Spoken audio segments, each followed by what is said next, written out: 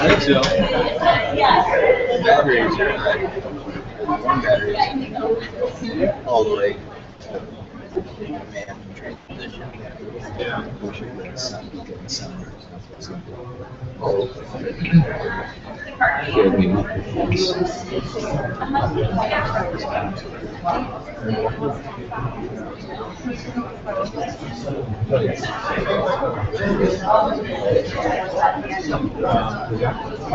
It is. You can actually go walk around down the lobby and say hello. Video. Drag across to the other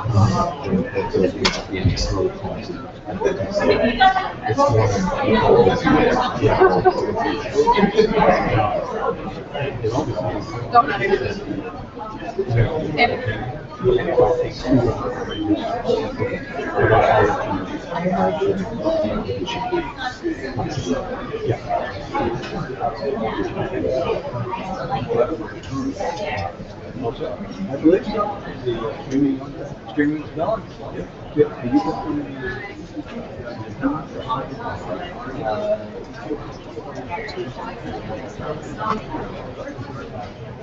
One view. So yes, we do have somebody. Yeah. Hope you're enjoying it so far.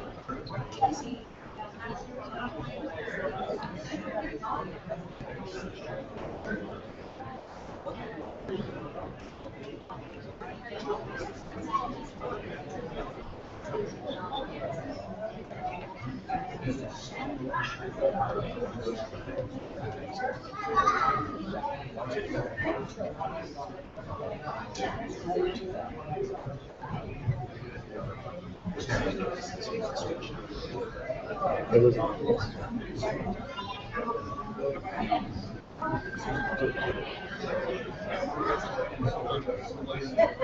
given the station this.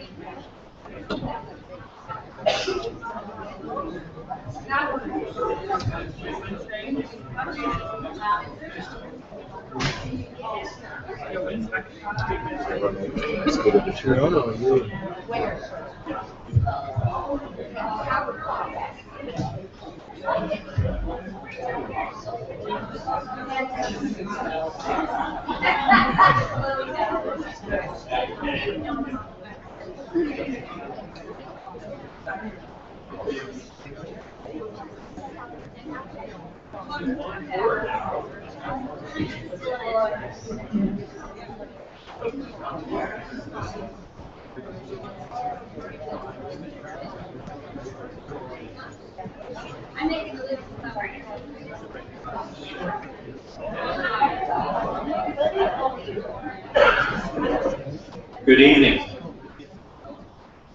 Well, thank you for coming out to this Apologetics meeting.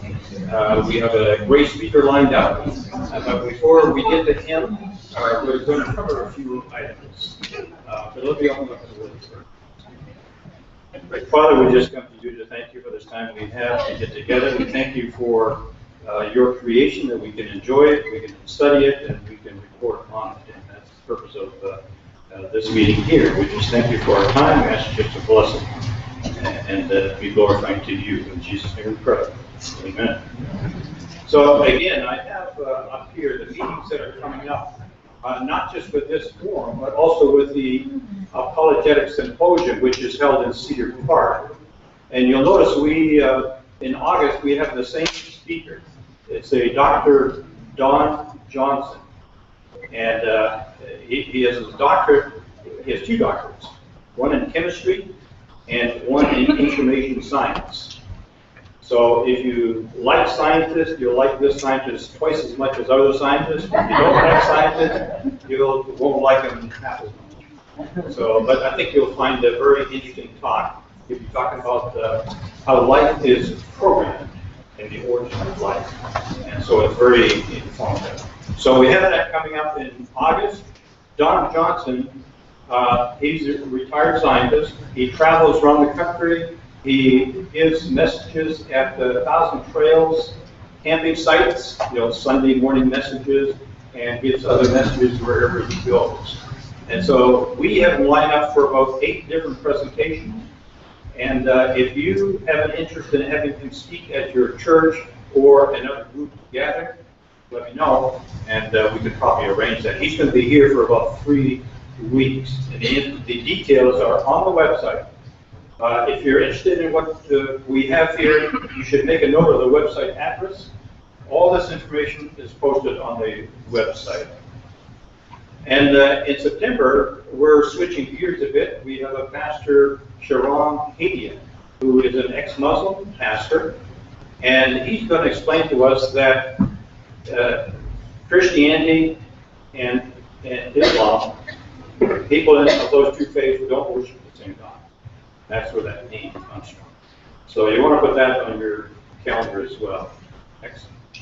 Again, just to remind you what our mission is, we help to equip believers so they can defend their faith effectively. And we do it in these 3 related areas. We take 1 Peter 3:15 as one of our key verses for this purpose. And I'd like to emphasize that we are a resource that you can use. We're not taking the place of church or family or schools. We are a resource you can plug into where you can get information on topics that you probably can't get from most pastors because they're not scientists. They don't have to study that. Next. The resource that we bring to bear mostly is through lectures as given here, but after this lecture you'll also have access to DVDs and books to help build your knowledge in these areas. And again, the website, make note of that. That is all the upcoming meetings for the next 6 months. We have listed there. We record all of these meetings. You can see the cameras in the back there. They are being, they will be uploaded after this lecture is done. And so if there are people that couldn't be here, they can listen to the lectures after the fact. And then also, this is the first meeting that we're going to have live stream. So for people that cannot just be here or are further away, they can also listen to these lectures as we speak. So for, I think, maybe 1 or 2 of you out there on live streaming today, because it just started, hello. And I want to remind you, too, that we use social media to advertise these meetings, make you aware of what's going on. And I covered them before, Facebook, Twitter, and also YouTube, where the lectures are recorded. We don't charge for people coming into this meeting, but if you want to help this ministry and support, we do take a free will offering, at the time of the Q&A after the lecture, and you can make a donation, whatever.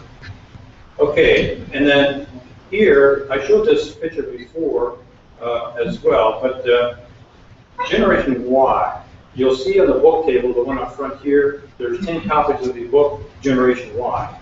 This was written by a man, Dan Greena, and this is a young man. He's not, like I said, he's not going to tell us his age, except that he was born in 1990. And so, Dan, with that introduction, if you could come up, and I'm going to introduce you to the author. He'll be glad to sign your book if you want to buy a book from him. And I want to just read one of the quotes that really struck me. Was this what I have up here? It says, "I hate to break it to you, but you've been lied to." Shocking, right? From elementary school on, we were all told that the universe created itself by chance. Non-living chemicals formed into a living organism with complex genetic information, and that through natural selection. This organism grew more complex over millions of years. What's wrong with this kind of history? Well, none of these unproven assumptions are supported by scientific observation. So that is a quote from his book. And with that, I'm just going to ask you a few questions so you get to know Dan a little bit more. And Dan, we met through the forum here. You've been to most of the forum meetings. And I want to start off by asking you, so why did you write this book? Why did I write it?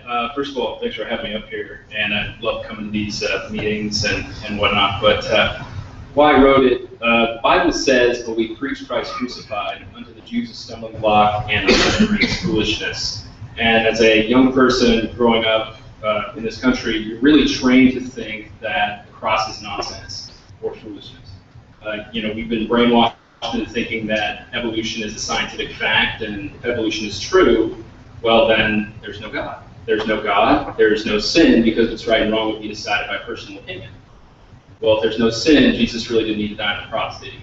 And that's really the mindset that a lot of young people approach the gospel when they hear it. It's like, well, that's nonsense. It makes no sense. So the book really is preaching the gospel to people who are conditioned to think that it just is nonsense.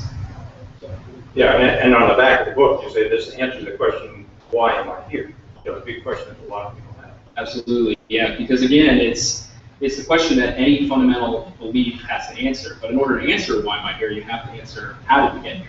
And there's really only two explanations. Evolution, which violates several natural laws and observed processes, or the biblical account of creation, which really only requires one assumption. God is who he says he is in the Bible, and we can trust the Bible because its consistency is unmatched, its ability to predict the future is unparalleled, and its power is unrivaled. So. Yeah, and I've read through the book, obviously, and I'm very impressed with it. And you have a certain style of writing. Did you intentionally address it to the atheists? Well, what kind of style would you call that? I'm curious now. I'm going to turn the tables here. It's not my style. No, it's not your style. Okay, all right.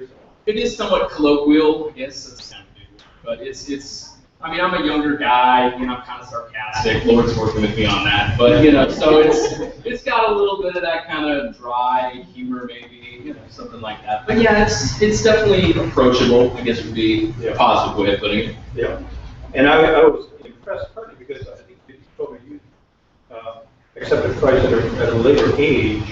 Yeah, I did. Yeah, actually after I graduated from UW, so went to UW and came out a Christian. How about that? Yeah. But so yeah, it's counterintuitive, but yeah, that's how it happened. So yeah, about 3 years ago. Yeah, and then you wrote this book, and I was impressed by it. You quote all the same people that I quoted. Yeah. Well, it wasn't plagiarism. I promise. Maybe a little bit. No. Our speaker will probably quote the same.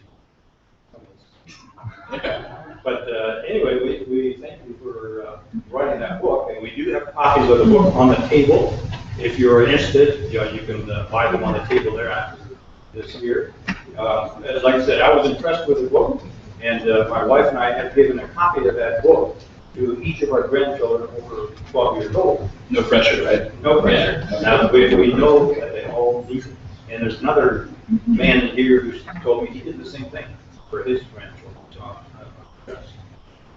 All right. Well, thank you very much. Thanks for having me up here. Yeah, thank you.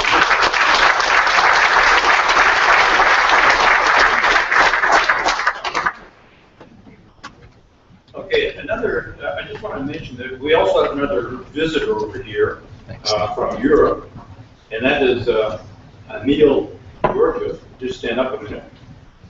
And Emil is a missionary. He's a Bulgarian, lives in Bulgaria, environment. And when my wife and I go over there and I lecture on topics that are of interest to Emil in Christian evolution, Christian apologetics, and biblical worldview, and he arranges all of my lectures over there, both in churches and in different universities. And he's also part of the European Leadership Forum. It's a forum much like this, but a lot bigger. It covers a whole bunch more topics. And so he's very familiar with some of the topics that we speak on here, and it just so happens he's in town, and so we invited him to come over here as well. So if you have an interest, find what he's doing over there, talk to him after the break. Okay, so with that, we do have still one creation tour coming up. Last week, well, it was 2 weekends ago now, we went to Mount St. Helens, and there's still the one to Dry Falls, which is coming up in August the 9th. So Ron can say. Yes, actually, we have another Mount St. Helens tour too. we're sort of combining our tours with our Creation Association group along with this too. So, like he said, on August 9th, we're going to go see what 500 miles of water can do in a couple days. That's a lot of water. Think about that. That's a lot of water. And then that's on August 9th, and this is the sign-up sheet. It'll be back on the table there. And on the 16th, we're going to repeat our Mount St. Helens tour and go down to the Seven Wonders Creation Museum and then go for a hike right now along the Poodle River and right where the canyons were cut 2 years after the first major eruption. You'll see what kind of devastation could happen in just a few hours. Like Mr. Anderson, the director, says, it doesn't necessarily take a dozen years to do things, right? You can just a few moments. So sign up back there. And I want to thank Ron for taking on the effort of leading these tours. It takes a lot of organization. And like I said, you can sign up at the back table for that. Also, you know, after the lecture, we have Q&A and then we take a break. There's some refreshments there. And to get some of you involved, if you'd like to help with those refreshments, there's a sign on the back table as well. And my wife would be in contact with you to help us do that. And there's, you know, we have the CAPS table, which Ron is manning, which has a lot of creation and apologetics books. And on this other table up front here, we have some DVDs put together by Living Waters. That's Ray Comfort and some other miscellaneous stuff. And then Michael Oard, our speaker tonight, also has some books that he has written that will be available on the table up front there. So with that, I'm going to introduce Michael Oard. Michael almost needs no introduction. He's been known in the creation science, I shouldn't say industry, but movement for a long time. And he is one of the most prolific writers that I know of in that. In fact, I went to my mailbox today and picked up my magazine, which is the Creation Research Society Quarterly, which is published 4 times a year, and it has scientific articles on different aspects of creation versus evolution. And so I looked at, Michael has an article here on the Little Ice Age, and I looked at his references. He references 8 of his own books and articles. So you can see, he's just well published. He lives in Montana, and he's out here expecting a grandchild to be born any day now. Hopefully he waits till tomorrow.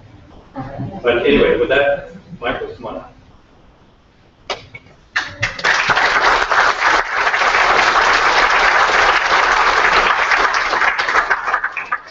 Well, good evening. It's good to be in the Arlington area again.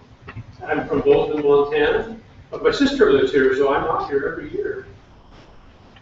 And she's in this audience, I might add. Also, I might add that I went to the University of Washington and came out of creationists also. That's when I had a chance to examine things, you know, from a scientific point of view. That's when I discovered there was hardly any evidence for evolution. It really that kind of got me involved in this and wondered, what's going on? Well, why do these jump up and down and say it's a fact? It's a fact. That's when I started to learn about things like propaganda and you know, things like this. Anyway, my topic is about the Ice Age. That's my favorite topic. I'm essentially a researcher. I've been researching for about 40 years, and this is my main topic. This is my favorite topic. The Ice Age. Only the Bible can explain it. Only the Bible can explain it. Oh, how? Yeah, well, let me flesh it out, and I will let you know. Anyway, as Christians and as scientists, we have hundreds of challenges. In neuroscience, we have lots of challenges otherwise, but in neuroscience, this is a list of, I took 10 minutes to write down. Some of these I've worked on myself. The Lord has led me to try to answer challenges that the culture gives us. So that's why I have a model on the Ice Age, and I deal with dinosaurs and the flood and lots of challenges. Anyway, this is a quick list right here. And the Ice Age is one of those challenges. So, what is an ice age? An ice age is a great increase in snow and ice, essentially. Right now, 10% of the land area has ice, mainly Greenland and Antarctica. During the ice age, it was 30%, mainly in the mid and high latitudes. And in the tropical mountains, the snow level is about 3,000 feet lower in the atmosphere than it is today. So a lot of tropical mountains were glaciated. Also, I want to make a point here. It's the last major event in Earth history. Last major event. I'm going to revisit this at the end and have a few concluding remarks coming back to this. The secular scientists have 5 ice age periods. This is their dates. I'm using their dating system. Anyway, the Pleistocene is the last one, and I believe that is a real ice age. And in their time scale, it was less than 2.5 million years. MA means million years. And then they have 4 other ones, kind of, I call ancient ice ages. You can see them there. Those are the names, the times, and so forth. In fact, that one in the late Precambrian, it supposedly glaciated the whole Earth. But if that happens, from a meteorological point of view, the reflection of the sunlight back on the snow and ice would cool off temperatures 100 degrees centigrade, and we would never get out of it. So it's really interesting to read the scientific literature to see how they deal with this. They kind of box themselves in a corner, you see. So they got all these ingenious, wild ideas how to get out of these things. Anyway, these ice ages, these 4 ancient ice ages, I believe, are not ice ages. They're in flood rocks, and there's another explanation which I developed, and they were replaced by gigantic submarine landslides. But what's called by the way, if I use the terms Pleistocene or Quaternary, that's jargon for the ice age period. I'll have some quotes for those are in there. Anyway, here's the challenge that we have with ice age. They say each ice age takes 100,000 years in their time scale. In that, the glacial phase is 90,000 years, the interglacial phase 10,000. There's been 30 or more regular repeating ice ages during the past 2.5 million years. That's what they say, that's what they teach. So how do we deal with that? Well, Arthur Scrawler, an anti-creationist, wrote this book. And he challenged us on the ice age. Increasing the duration of the ice age by a factor of about 10 greatly increases the stress upon the creation scientists, who must compress the events of 15 million years into 4,000 years of post-flood time. You know, I read a lot of critics in creationism, and you know what I find? Most of them don't understand where we're coming from. So they developed a straw man, which and they get the case wrong, and they chop it down. But this guy mostly got things right. He did a lot of good homework. He's a secular, actually he's an atheist, and he got some things right. It was in post-flood time, and compressing to 4,000 years, he got that right. So, can we meet this challenge? Here's how I handle challenges, and I think this is a great first for all of life. Examine everything carefully. Hold fast to that which is good. Well, I'm going to hold fast to the Bible as God's Word, and Jesus as my Lord and Savior.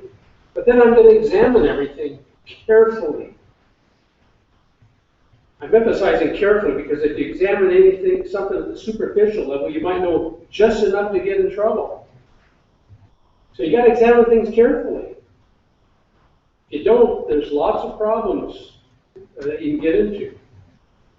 Anyway, with that in mind, we're going to ask a few questions and answer them.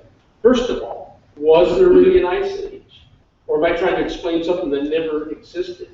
Well, where do we go to find out about an ice age? Well, there was an ice age with 30% of the land covered. Well, you go to presently glaciated areas today and see what they leave behind. Practically all the glaciers in the world are receding due to global warming, which I'll get on a little rabbit trail there. Since 1880, global warming has been 1 degree Fahrenheit. The way they talk, you might think it's been 10, 15, 20 degrees. No, it's only 1 degree Fahrenheit. And there's reasons why that's exaggerated because of warm biases in the temperature records. But we also know that because of correlations we call between, in the 20th century, between the sunlight based on sunspots, the amount of CO2 going up, and the temperature, that most of the cause of global warming is natural processes on the sun, and less man adding CO2. So our part in global warming is maybe 0.3 degrees Fahrenheit since 1880. So it's small, not a big deal. Anyway, when a glacier recedes, like the Athabasca Glacier in the Canadian Rockies, it leaves behind ground moraine. Oh, my cursor shows up. Okay. It's rocks of various sizes within a fine-grained matrix. A fine-grained matrix is pebbles, sand, silt, sometimes clay. And you find the rocks of all sizes in there. Anyway, that's what glaciers leave behind. And also, in the front, they leave a ridge called a terminal moraine or end moraine. I'll explain these a little more later. And along the edges, you can't see it very well, it's a lateral moraine. Anyway, that's where the glacier was in 1890. Melted back almost a mile. It was up there, it almost filled the valley to near where the road goes through between Banff and Jasper. And here's the lateral moraine right here, very sharp looking. You can see some of the rocks in it right there piled up. Now moraines are formed as glacier moves out. It moves the debris to the edge, and then it melts back, and it leaves a ridge along the edges that are lateral moraines, and in the front called a terminal or end moraine. That's what you see with glaciers today, that form terminal and end moraines. Also, they pick up a lot of rocks, and the rocks move across the bedrock. They scratch the bedrock in the direction of movement of the ice, and sometimes the rock will turn. The rock in the bottom of the glacier that's sliding along the bottom, and it will form scratches in different directions depending on how it turns. Now here's a boulder at the Athabasca Glacier, and it's got at least 3 sets of we call them striations, or we call them scratches. There's one direction there, and one going this way, and there's another one there that I can't see in this, but there's at least 3 directions. Also, the bedrock is scratched. So these are features you see in currently glaciated areas. So when we take a look at areas that were claimed to be glaciated in the recent past, for instance, like where I used to live in Great Falls, Montana, this is the Rocky Mountain front right there. And I'm 10 miles out of the Rocky Mountain front. Here's this ridge of debris, right in here, broken through right here, and then continues where I took the picture. But, you know, that has all the characteristics of a terminal moraine, about 10 miles out of the plain from the Rocky Mountains. When you look at the moraine, the material looks like similar to moraines today, with rocks of various sizes in a finer grained matrix. And when you look at the rocks, they're scratched in different directions. One there, and then a set going that way. And when you climb up on the Rocky Mountain front, this is the first cliff above the Rocky Mountain front. There's an 800-foot cliff right there. But the glacier moved from west to east, up this way and down, and 10 miles out of the plain. It left these scratched bedrock, just like you see at current glaciers now. And this is in an area that gets up in the 80s every year. Glaciers are very foreign to this area. You have to cool the temperatures down in summer to at least 32 degrees Fahrenheit. But actually below that, as I'll get into. But anyway, these are some of the features you see in glaciated areas. Also, you see, well, here's a classic picture of a terminal and lateral moraine at Wallula Lake in the Wallowa Mountains, and horseshoe-shaped moraine over Deepin Lake. This is 600 feet tall. I think I have a picture from the bottom. Yeah, when you look at it from the bottom, those are the trees for scale. 600-foot tall lateral moraine. And notice how sharp it is. As if the glaciation was not that long ago, which is a true statement. And when you look at the material in the moraine, it's similar to where you see glaciated material today. Rocks of various sizes, like this, finer grained matrix around the rock. So this area was glaciated. That was caused by glaciation. And that area around Enterprise, Oregon gets up in the low 90s for high temperatures in the summertime. How are you getting glaciation in that area not long ago? These features look fairly recent. And you find all these erratic boulders that are transported from a far distance, like this one southwest of Calgary, Alberta, the Okotoks erratics. Very sharp looking. They didn't roll by water or else they'd ground those edges, so this had to come down by icebergs. And here's a very famous one in the southwest of Portland, Oregon. Erratic boulder. It's called argillite. It's a slightly metamorphic shale. You can see the shale look on it, right in here, the clayey look. It's been heated up and hardened a little bit. Argillite does not outcrop in the whole state of Oregon. This rock actually comes from Montana or Idaho or possibly British Columbia. How did it get down there? It's actually about 150 miles south of the southern boundary of the ice sheet in this area, which is Olympia, Washington. What's it doing down here? The Lake Missoula flood floated it down in an iceberg. And if we had Lake Missoula flood, we had an ice age. So we definitely had an ice age. And when you add it all up, examine all these areas, here's where the ice occurred during the ice age. In the northern United States, practically all of Canada, the mountains of Alaska, but not the lowlands, which is a major mystery of Earth science. A lot of mountainous areas in the western U.S. were glaciated. The Cascade Mountains are glaciated.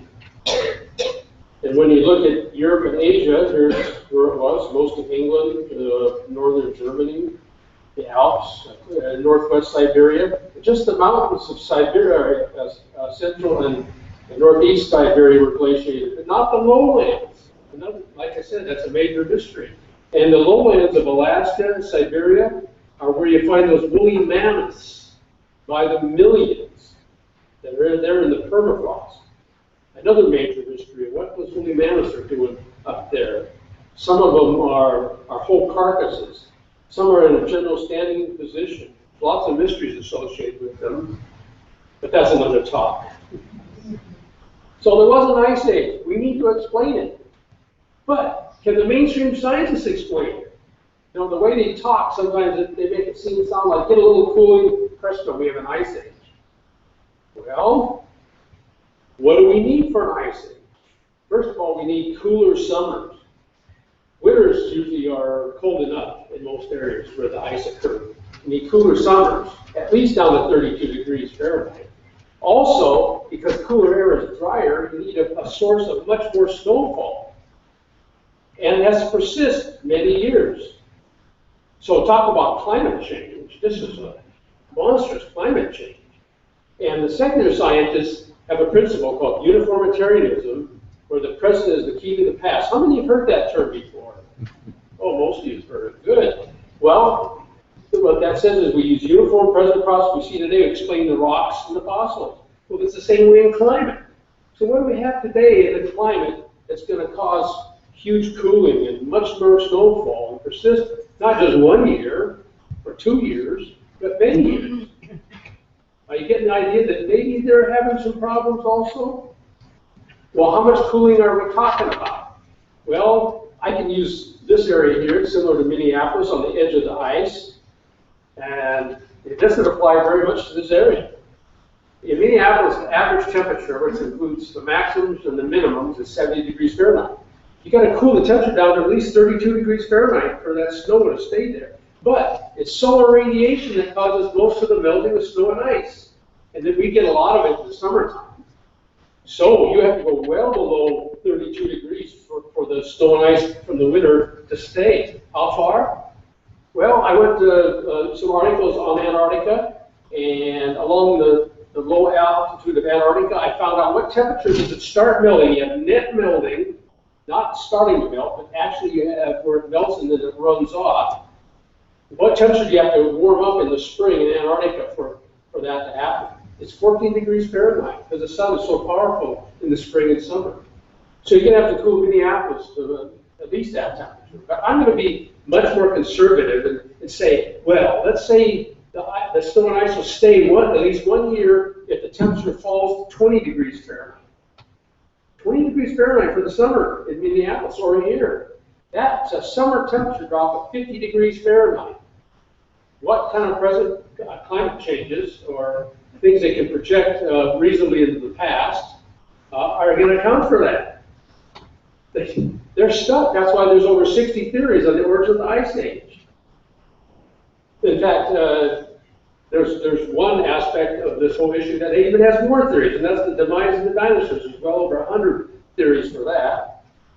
So, instead of being a feather in their cap, it's a major mystery of Earth science. It's like they have one finger pointed at us, they got three fingers pointed at themselves.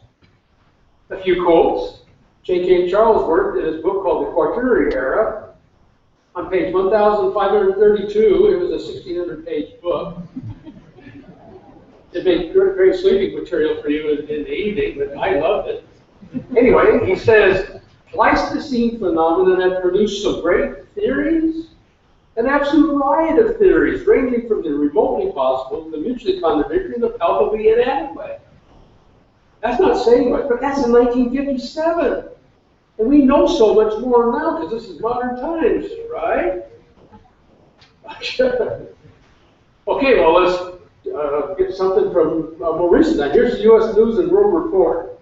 And the whole issue in August of 1997 report on 18 great science mysteries. The whole issue was dedicated to that. But it's interesting that some of these great science mysteries are mysteries of their own making because they believe in evolution. Like that one right there. Why should males exist?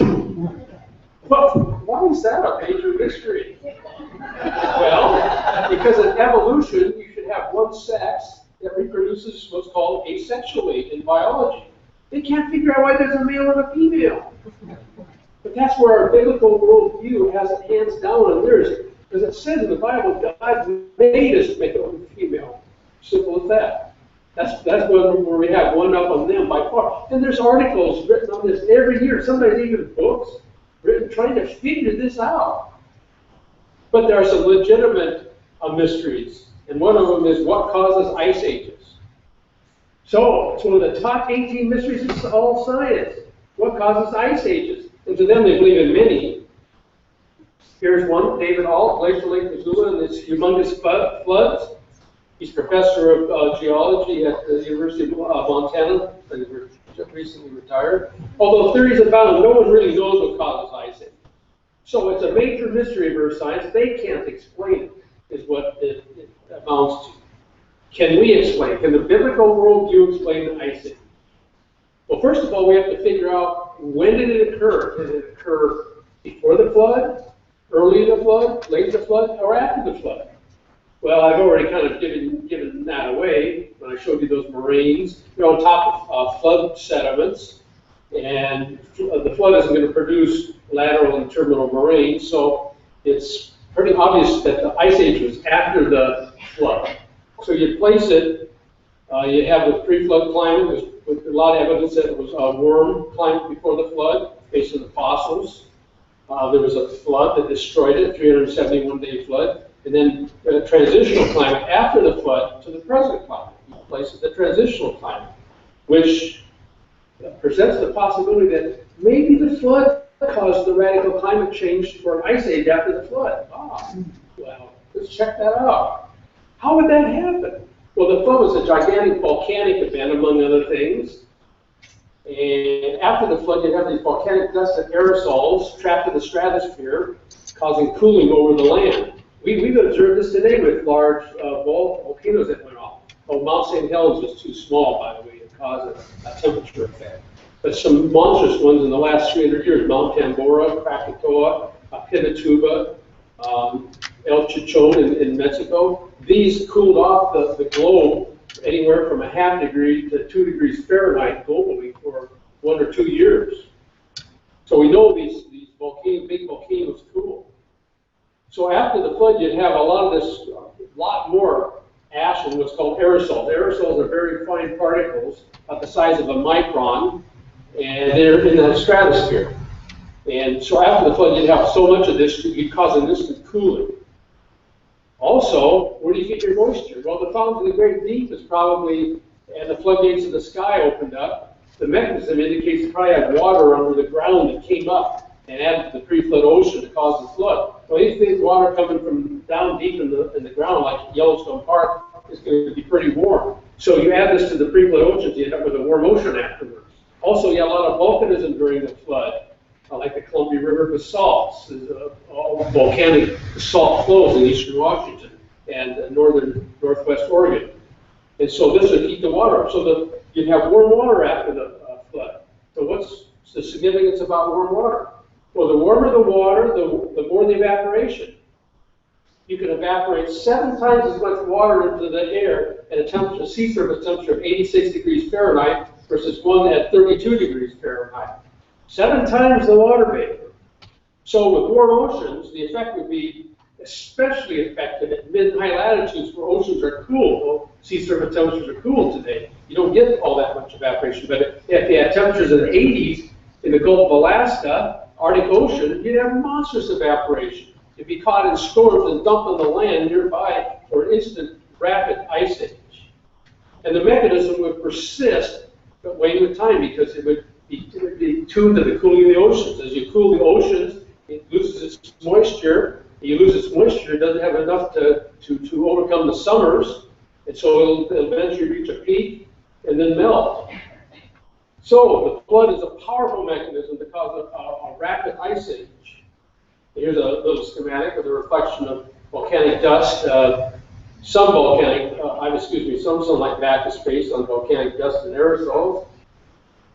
But these dust and aerosols, dust falls out in a matter of months. The aerosols will come out in a couple of years.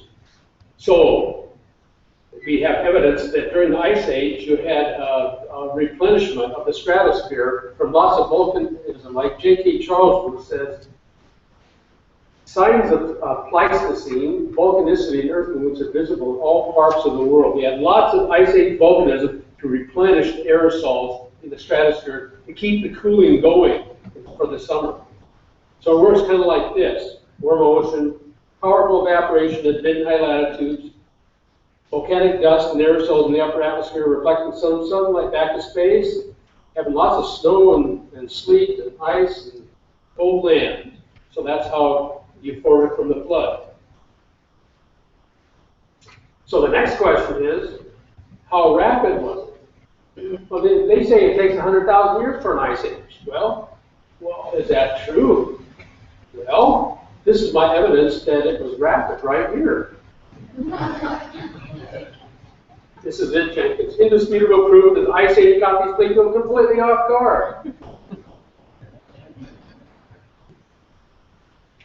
No, actually, the way I did this, I solved what's called a balance equation, where you add up for the ocean, then it goes to the atmosphere, but essentially what it says, you add up the heat inputs, subtract the outputs, you get a change in temperature, change in time. So you estimate the change in temperature solved for change in time in this kind of equation.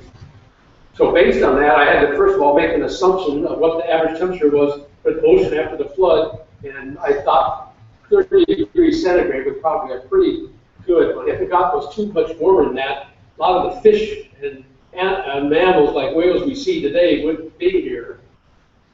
Anyway, and then it has to cool to a certain temperature where the ice age stops, and then it reverses and melts. And I assume that was 10 degrees centigrade, which is about 6 degrees warmer than the current ocean temperature, which is 4 degrees centigrade, this dashed line down here. So the ice reaches a max well before you get to as cold as it is today. And then it starts building from then on. These are the figures I eventually got. But in the equation, there's no way to be accurate. So I used minimums and maximums for the variables. And then solve for the time. And this is the range I got for the time to reach glacial maximum. The best estimate was about 500 years. And then I had to estimate, well, how much snow and ice collected over the land. And I used minimum maximums for this one too. And the best estimate was 2,300 feet in the northern hemisphere, and Antarctica, representing most of the southern hemisphere, about 4,000 feet. And then I used the energy balance over a snow and ice cover for melting, which is the best way you can estimate snow and ice melt. And I used to arrange the variables in that. Like the reflectivity is one of the variables. Fresh snow reflects 90% of the sunlight back to space. Doesn't melt hardly. But when you age the snow, the reflectivity goes down to maybe 50%, 40%, so it absorbs a lot more sunlight and then helps to melt it. So I had to use minimums and maximums, of which that was the main variable. So you can see my range along the periphery or the edge of the ice sheet. Best estimate was 70 years to melt it. That melts at about 10 meters a year or 33 feet a year, which is very close to the melting of Icelandic, Alaskan, and Norwegian glaciers today in the melting zone. So it's a very reasonable result I got. In the interior of Canada and Scandinavia and northwest Asia, it melts slower. They have less sunshine, it's cooler temperatures, so it takes more time, approximately 200 years. So the total time for an ice age is 700 years. We don't need 100,000 years for an ice age. This is a case where we're challenged. They say 100,000 years, and we use different initial conditions, as we call it in science, and we get totally different results. Was there more than one ice age? They say there were many ice ages, 30. Now I've read one report saying 50 in regular succession. By the way, this is not based on the land anywhere, because the land shows mainly one ice age. They get it from deep sea cores from the bottom of the ocean, where they measure variables down in that core that they bring up to a ship. And sometimes the variable, they wiggle around the median, like this. So in one variable, it wiggles over here, it's a glaciation, they wiggle over here, it's an interglacial, and so forth, so on, way down the core. That's how they get their 30 to 50 ice ages in what's called a Pleistocene. So, was there more than one ice age? Well, I believe there were two ice ages, one before the flood in the vicinity of the Garden of Eden. And this is the first ice age.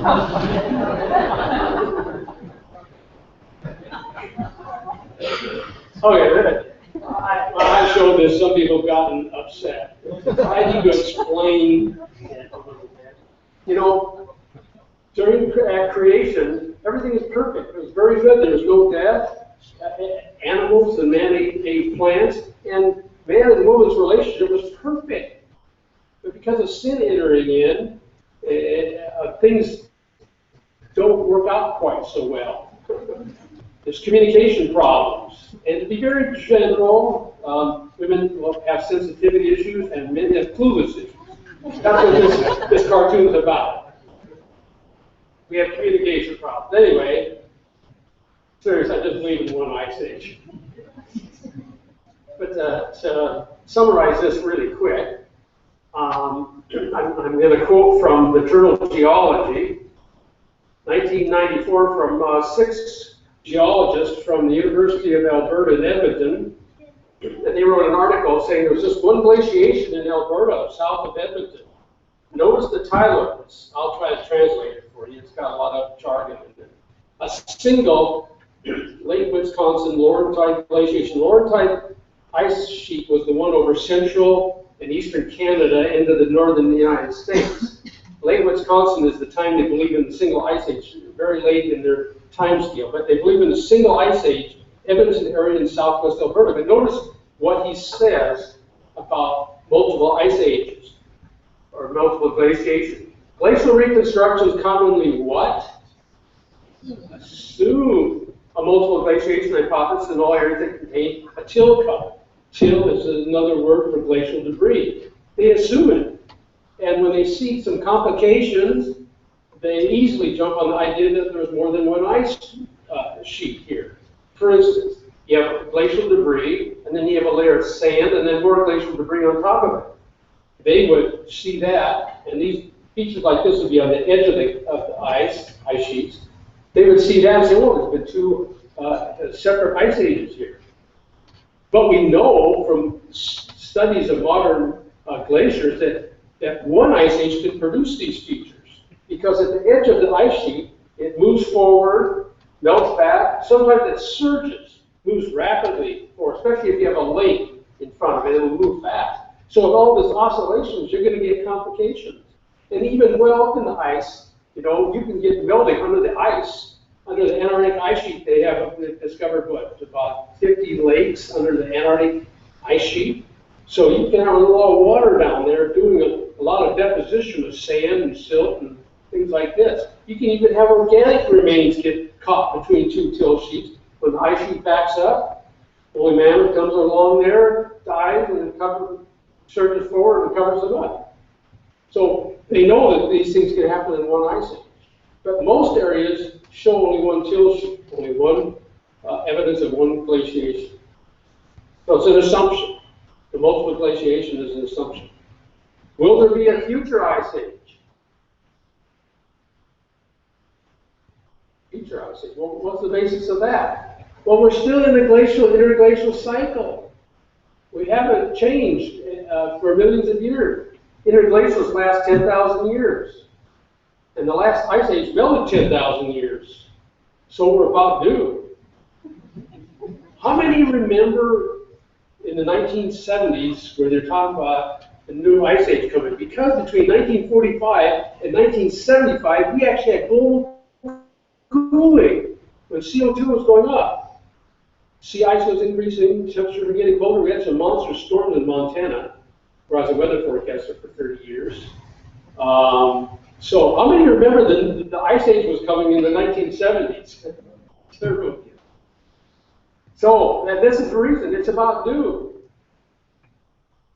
And Daniel Grossman said in the New York Times in 2003, if the past is any indication, the Earth is at the end of another such warm period, called the Holocene, by the way, poised to descend into a new ice age.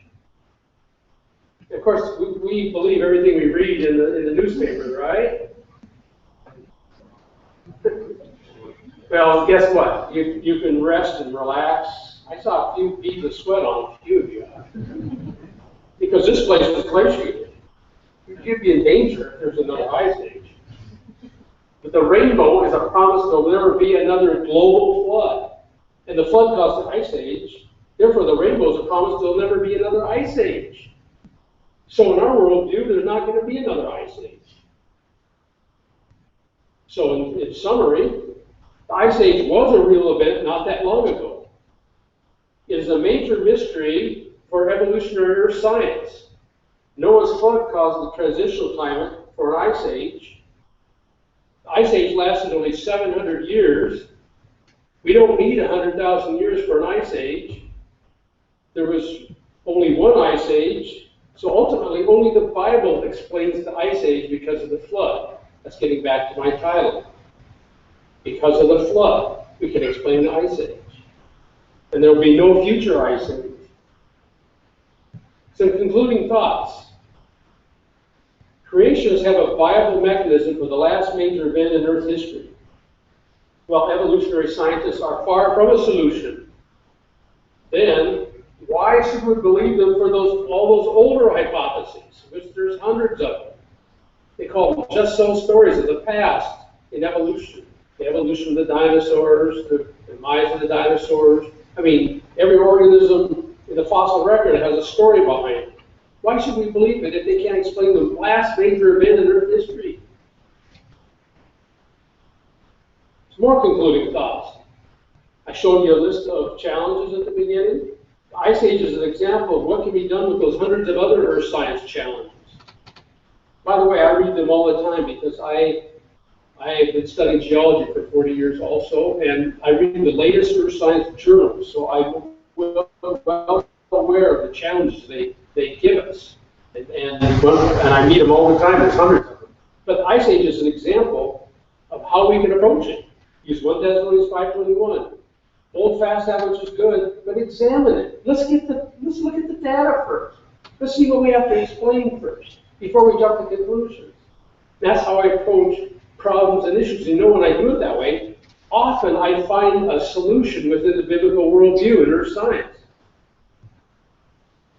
So that's one of the reasons why I published a fair amount of material in creationist technical literature. Also, the issue of time. We believe in a short time scale. You add up all the genealogies. Adam lived about 6,000 years ago or so. And we know there wasn't much time before the initial creation of Adam, because there's several things in the Bible where Jesus said that, like at the beginning of creation, he made them male and female. So there wasn't any time from the beginning of creation to when people existed. Also, Romans 1:20 says that since the creation of the world, his invisible attributes are easily seen through what is made. Since the beginning of the creation, there has to be people around since the beginning of the creation to observe that the creation that we see out there points us that God exists, that Creator exists. So time, what I'm trying to say is time is not a side issue, but a younger time scale sometimes is the key to solving mysteries that have been around for 150 years. Well, how so in this case? Well, they know about the volcanism causing cooling, but their ice age, each one's 100,000 years, and they have many of them. So they stretch all this volcanism they see in ice age of debris out there into hundreds of thousands of years, so they become insignificant. But what if you telescope all of that volcanism right after the flood into a couple hundred years?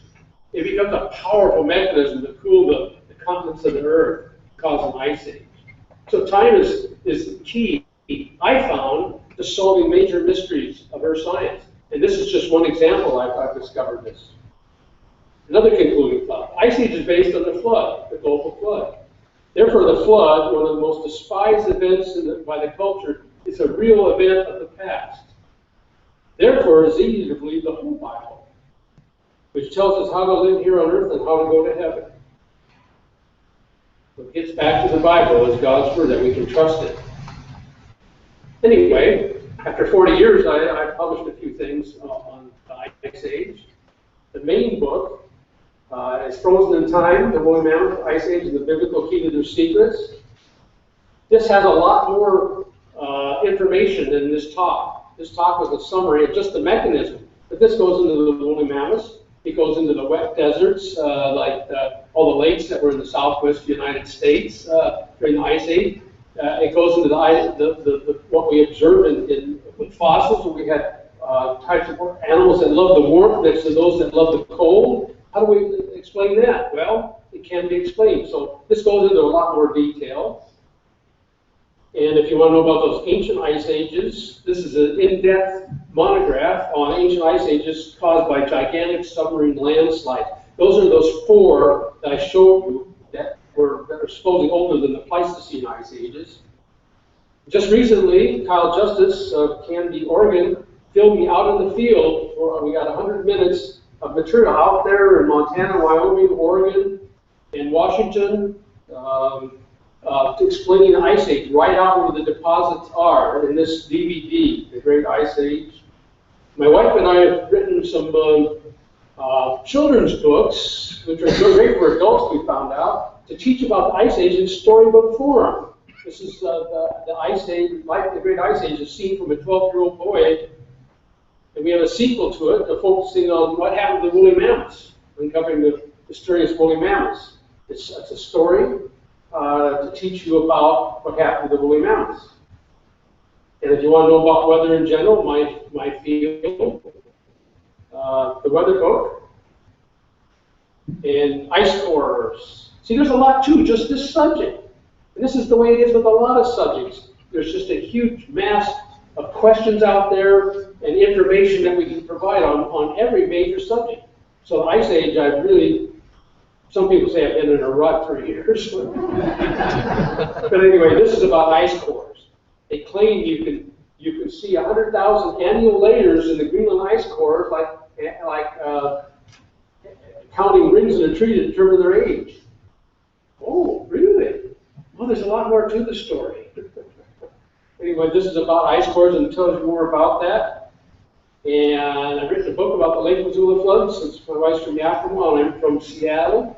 So it couldn't help but talk about one of the second largest flood on Earth, and I compare it to the Genesis flood, and talk about the controversy, why it was rejected for 40 years, despite hundreds of pieces of evidence out there in eastern Washington.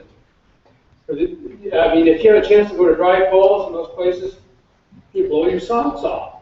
evidence for such a huge flood. And yet it was so obvious, practically everyone missed it, except J. Harlan Bretz.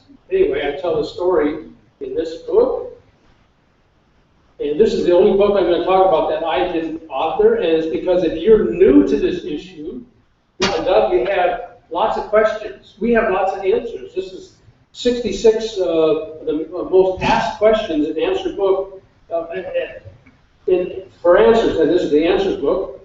Just recently, a geology who had started this in the late 1700s. And I've written a geology book that's from grades 3 on up, exploring geology with Mr. Hidd, a cartoon character. And I live in dinosaur country, so I couldn't help but write a book on dinosaurs. But this is not your ordinary dinosaur book. I've been challenged to answer.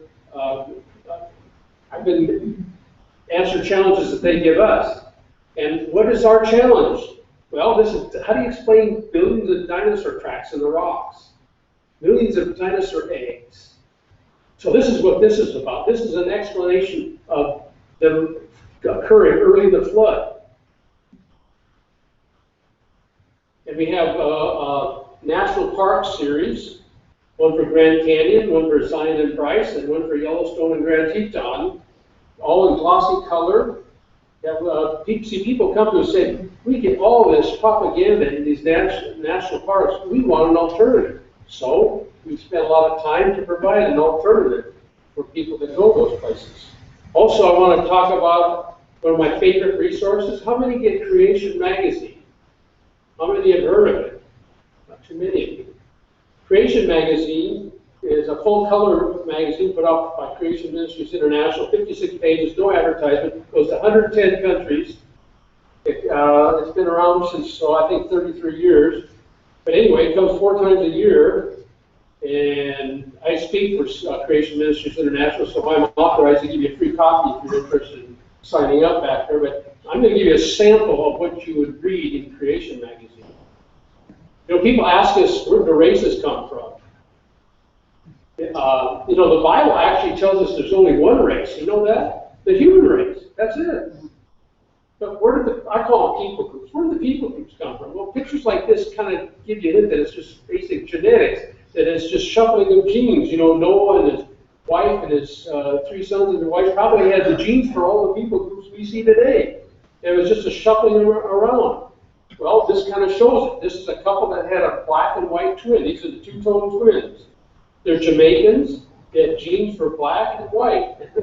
They came together in twins. That's what they look like today. A picture's worth 1,000 words. We can explain the origin of the so-called races just by shuffling of genes.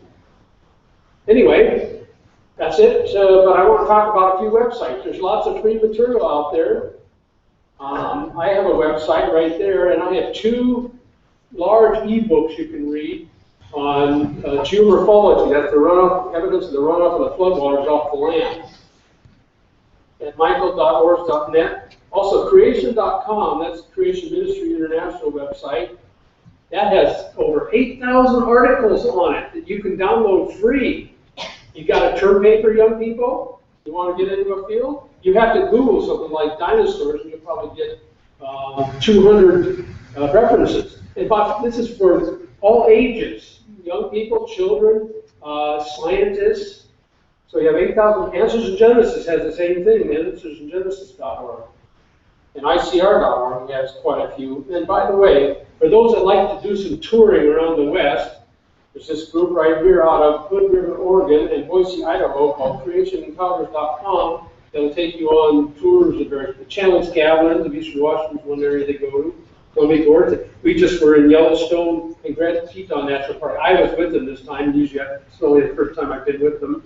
But they'll go to Grand Canyon and other places. So if you're interested in these things, here's the website for that. So anyway, I thank you, and I'll pass it back to Hines or somebody. Here he comes. And there'll be questions and answers. And I noticed this talk was quicker. I should have had the bonus features in here, I see. Thank you, Michael. Let's give Michael a hand.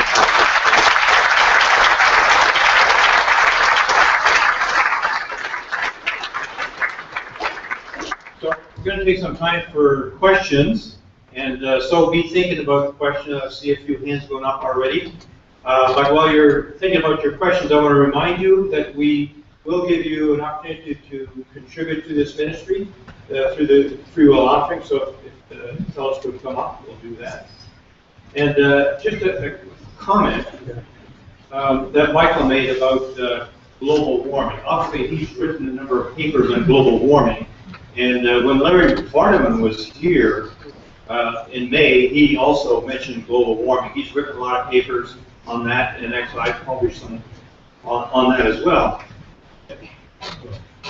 And you might wonder, where do we all stand on that? I think we all stand in the same place as far as global warming is concerned. You heard Michael mention the fact that carbon dioxide is like 0.04% of our atmosphere, and that's going to control our climate? I don't think so. And though carbon dioxide is not a poisonous gas either, like some people would say. And I often wondered, since we have the same view of evolution versus creation as on global warming issues, why is it that we're on the same side? And I've come to the conclusion it's because man thinks that they can control where man's going as far as evolving, if you will. And no check, just cash. I'm sorry. Yeah, we can only accept cash at this point. But the point is, we think the same way because man thinks that he can control where he's going, and he thinks he can even control the planet. And so that's why the three of us agree on that, but the secular world obviously does not. So with that, let's go to some questions. Well, before I start, I forgot to talk about some free resources. I have some client feeds for the Creation Research Society newsletter back there, and InfoVice, which is an online newsletter. So they're back there at the table. So anyway, questions? Yeah, question. You back here when you said that the original temperature of the Earth's ocean after the flood was 86 degrees, 30 degrees centigrade. Yeah. And where did you come up with that number? You just said you assumed it. Yeah, I did. The way I assumed it. I went over that pretty quick. I assumed it because there's lots of ways to keep the water out. In fact, all models of the flood, as far as I know, have a heat problem. That they're going to cause too much heat. So, but there comes a point where if you have too much heat in the ocean, it's too hot, you're going to kill a lot of the fish and marine mammals that we see here. I mean, it'd be too hot for them. This is an average, by the way. There are cool spots and warm spots. 30 degrees centigrade is an average. So I figured you can't stretch it much above 30 degrees as an average for you organisms that we see today die out. So I stretched it as far up as I could. And like I said, all mechanisms of the flood have too much heat.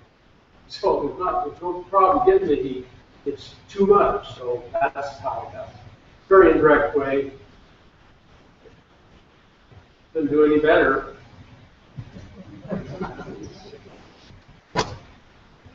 Let me preface my statement by saying I'm Christian and there's nothing in the Bible that I disagree with. However, you said, I believe in what happened. But what was the number of days you said that what was the float? Oh, it was actually a float about anywhere from 110 to 150 days. It landed on, but the flood was 371 days. Right. Okay. But you also say that this ice age kind of started in the evening. Oh, I did, yeah. Okay, you had all these aerosols, the volcanic ashes. How did Noah, his wife, Shem, Ham, and Japheth, and their wives how were they able to survive this ice age that came on them immediately? Well, they got off the mountain quick, I think. But they were in the mountains of Ararat. There's some controversy over what that means exactly. But if they're at high altitude at the end of the flood, it's going to start cooling rapidly. So they headed down, and they probably lived in the Middle East in the Tigris-Euphrates Valley, which would have milder summers and cooler winters, which would be a great climate for the ice age in those areas. Oh no, only 30% of the land was covered by going on, and that's at mid and high latitudes.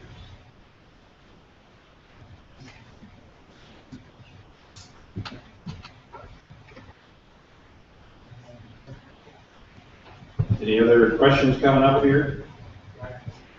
There you go. That's where it is in North America.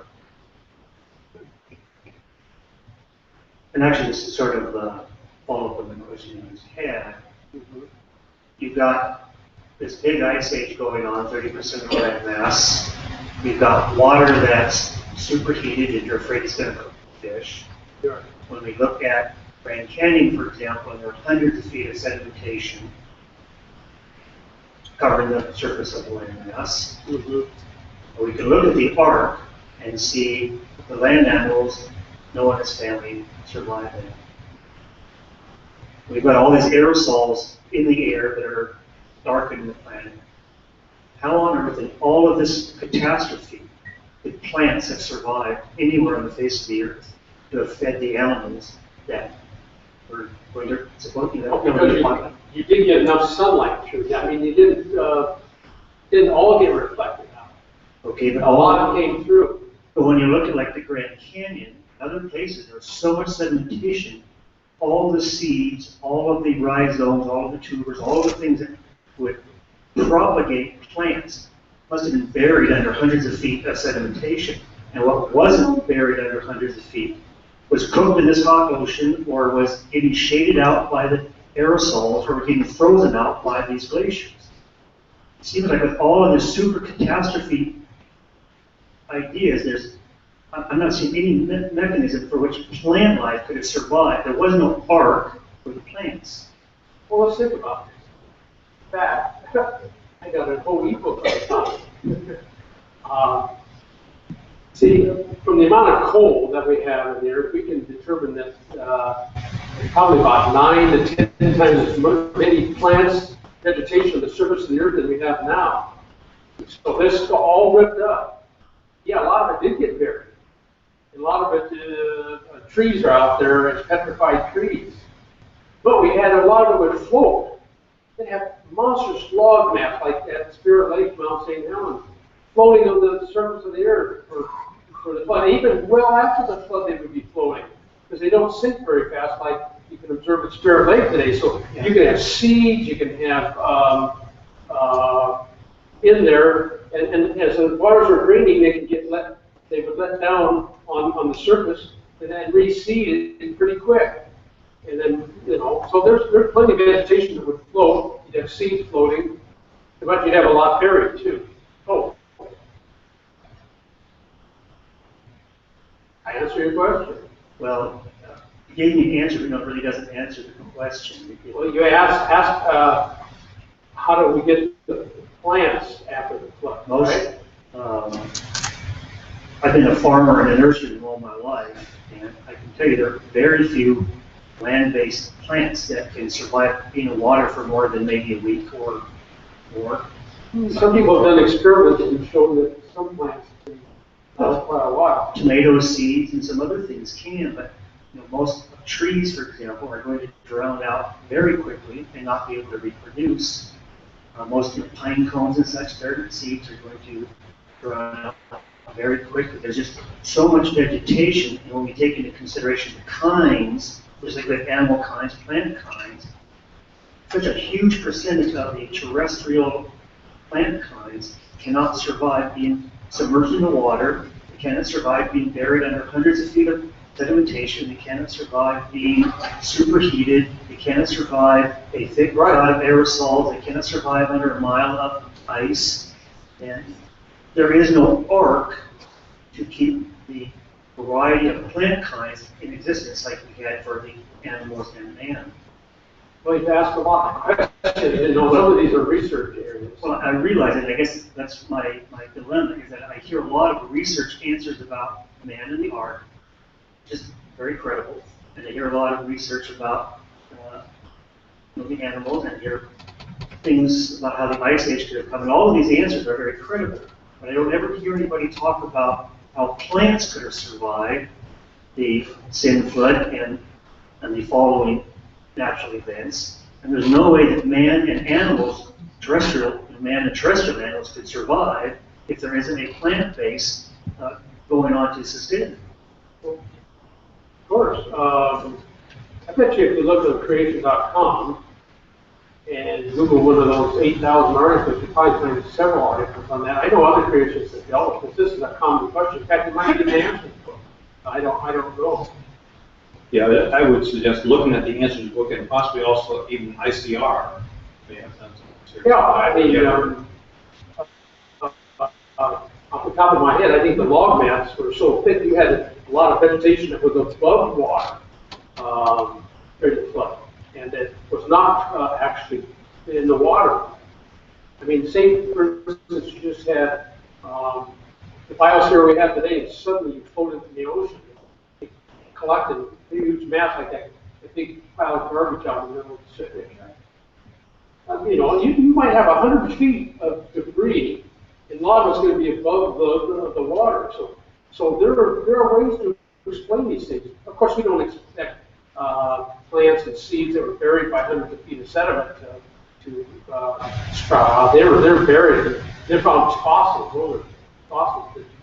So there are ways to explain that, and others have explained it. And that's what I can add by the log map that were floating on the surface of the earth during the flood and even after the flood. It can explain a lot of things, and that's what this book is about, explaining riddles of the flood by the log maps. One more here. Okay. Okay, I have two questions.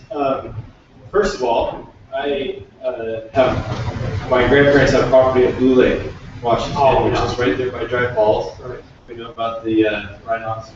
We Right. get to see that. Blue Lake Grandparents. rhino. Right. Yeah, they homestead and all that. And so we vacation right where you did your book on the Missoula flood, and we look at that all the time. So my question is, my occupation is a pilot, and I sit there and I look at the evidence of the flood that went over the Dry Falls, went over all the lakes, all the way down to Ephrata, and you can see it. But as I fly over, I'm trying to imagine where that water came from. And I know the theory is it came out of Missoula on the Glacial Lake Missoula. Right. I'm having a hard time connecting the dots because when I fly over the country and I see from Spokane, Coeur d'Alene, and the mountain ranges there, I don't see the evidence of the scarring that I would see that did such devastation over the Dry Falls in that area, and yet I don't see the scarring from the air. I don't see a massive water supply. So my first question then is there another source of water, maybe closer into Canada, above Banks Lake and into that area that might have supplied the water? And the second question, is asking both here, again, it comes back to the water temperature, sorry. When I first heard that theory, I thought it was a little bit, I had a hard time understanding it because having been in Hawaii or some other place in the South Pacific, it's a nice, warm, wonderful place to be. So how far inland does this warm air mass have to go before it actually cools? I see on your map there, obviously it had to go quite a ways. And might that explain the area around Alaska? You said it's a great mystery. If we had these warm waters becoming near Hawaii tropic temperatures and actually had to hit the mountain range before it cooled off. So the second question more specifically is, how far do we have to get Hawaii-like temperatures into an ice age? Okay, your first question was there another lake further north of Banks Lake or Blue Lake? Oh, yes, there was.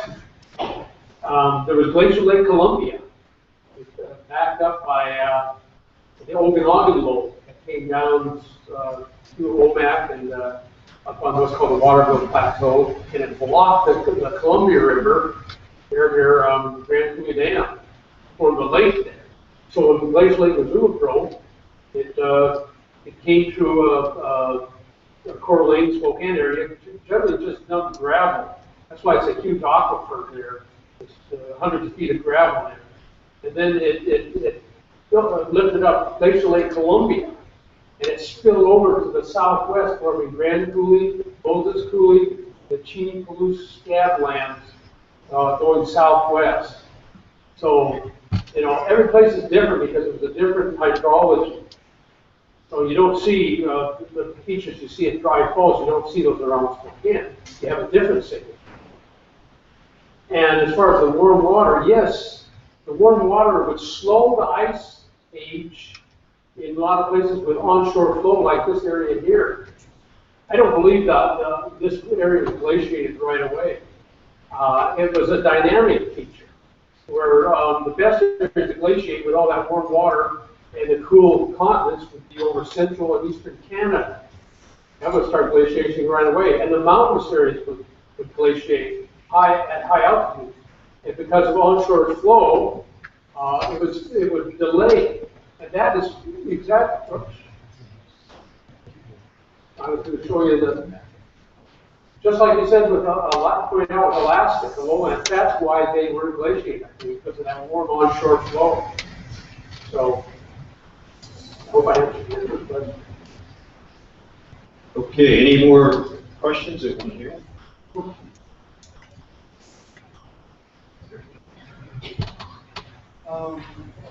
Do you believe in the water canopy theory? No answers the question about this place of water. The water canopy is a deduction from Scripture, the waters above. Dr. Larry Bartleman, who was here in May, I guess. He's here now. He's done a lot of modeling, and it's discovered that if there was too much water in the vapor canopy, it would heat up too much. It would be too hot, and it would heat up the surface. Also, as that water condenses from vapor to liquid, it gives off what's called latent heat, which is a huge amount of heat, and it would cook Noah and the crew. So, because of these radiation problems, and possibly a super greenhouse, either the water vapor, the canopy was thin, maybe with 4 feet of precipitable water. That means that much water spread out in vapor form. That's what they call precipitable water in meteorology. So it's either about 4 feet or less, where we didn't have it. It's a very controversial area. I used to believe at 80%, using meteorological jargon, probability. And now I go along with 20%. I still think it is worth investigating and doing research on. But remember, it's not an absolute from the Bible, it's a deduction, a reasonable deduction. And very reasonable, actually, but it has problems. And that's the status of it. If you want to know a lot more about it, the guy, Larry, back there, tell you a lot more about it. Really quick, how long do you think it took for the ice to set in enough that for animals would be able to migrate? And also, do you think that the animals and people migrated before or after the ice flood? Oh, I think they migrated, especially during the Ice Age. One thing about the Ice Age I didn't tell you is that you not only have cool summers, you have mild winters. So the winters in Siberia would be a lot milder because the onshore flow and all the lake heat adding heat to the atmospheric storms. So it wouldn't be such cold temperatures for animals to migrate from the mountains of Ararat to northeast Siberia, crossing to Alaska, very shallow in the Bering Strait, down to an ice-free corridor along these slopes of the Rockies, it was delayed along these slopes of the Rockies, so they can go clear to the United States, Central and South America. So the animals could spread, because of the ice age, spread to the Americas. And so, and anyway, I kind of lost my train of thought. Did I answer your question, or most of it? How long does the ice set on a full glacier? Well, okay. Snow turns to ice either by summer melting and then refreezing, or else pressure from 100 feet squeeze the air out 100 feet below it, and as you squeeze the air out, the molecules get together and it's ice with bubbles in it. So it forms ice pretty readily. Okay, well, with that, let's give Michael a hand and thank you for the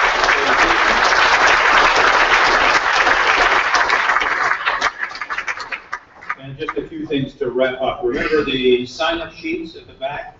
If you're so interested in going through Dry Falls, there's a sign-up sheet on the back table. And also, make sure you got a chance to sign up for the email list. If you're not getting my email directly and you want to do that, make sure you sign that list as well.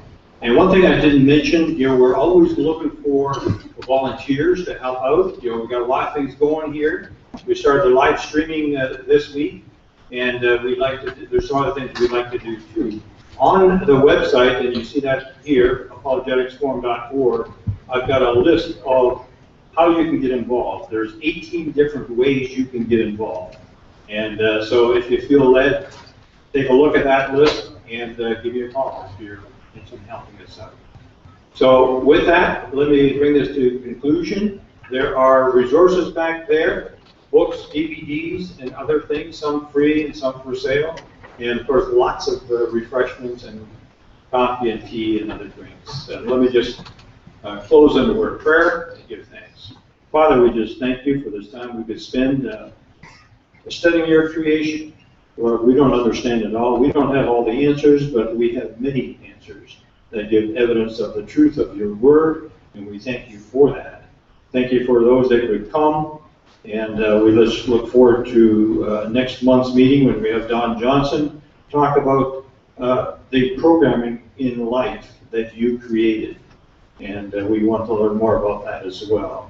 So we just thank you for those that are willing to share that information with us. We just ask you to bless our time around the refreshments and looking at the resources, and we just ask for travel mercies on our way back home. In Jesus' name we pray. Amen.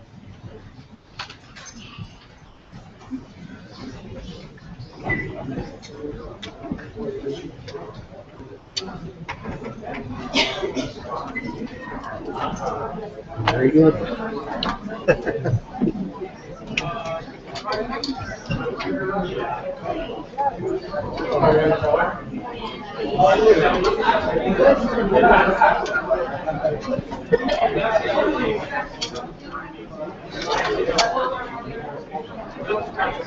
I told Don I felt bad. You were following us, and it's like, we could have had, we brought our dinner here, but we could have been together, but then it's like, well, then he's going to go up there. Yeah. So how was your day today? It's good. Good. Yeah. First was Ron. First was Ron.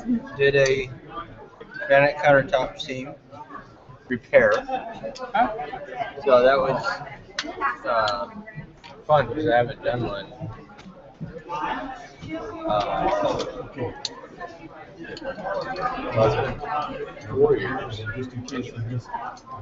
Yeah, about 4 years. They're just remembering different things. Like, oh yeah, we need to have that. So it was good. And then we went and painted some trim. Got another.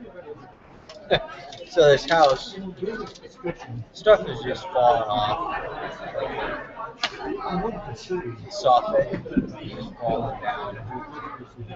And gutters need to be replaced and all this stuff. I think it's a VA house or something, or it's VA and bond. I don't quite know which is which. So people are buying it, they're not in it now. Right.